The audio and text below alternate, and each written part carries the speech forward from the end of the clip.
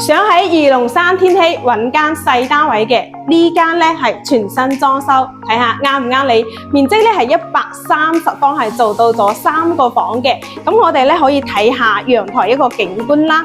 咁呢邊咧係一個朝南向嘅，你睇下我哋個陽台咧都係比較闊嘅，望出去咧就係可以望到咧係半山中心城別墅嘅景嘅。咁呢面咧對面咧都係可以望到少少山景嘅。咁呢個景觀咧就係望出邊嘅，咁如果係中意視野好啲咧，就可以望翻出邊啦。咁呢個就係我哋130方嘅，可以睇下哦。呢邊咧就係一個餐廳位，擺咗張6人位嘅餐台喺度。其實後邊咧呢個位置可以整翻一個餐邊櫃。呢邊咧就係我哋嘅入戶門啦。入戶門右手邊咧就係一個 L 型嘅一個廚房。我哋嘅廚房都夠晒大，仲帶有一個咁舒服嘅生活陽台。洗衣機啊、晾衫咧可以擺喺嗰邊嘅。咁呢個戶型咧，佢係做到咗3開間都係朝南向嘅。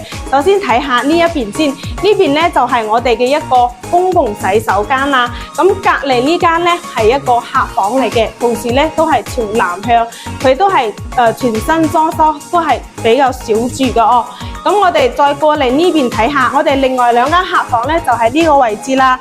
咁首先第2間呢一間客房咧都有成10個方喎，你睇下到時擺翻張1.5米嘅大床咧，完全係冇問題嘅。咁仲預留咗一個衣帽間嘅位置俾你嘅。咁我哋咧嚟睇下主人房一個空間啦。呢度咧就係一個主人房嘅套間嘅一個設計啦。咁主人房咧大概都有成15個平方嘅，而且都係朝南向。呢邊咧就擺咗張1.8米嘅大床啦。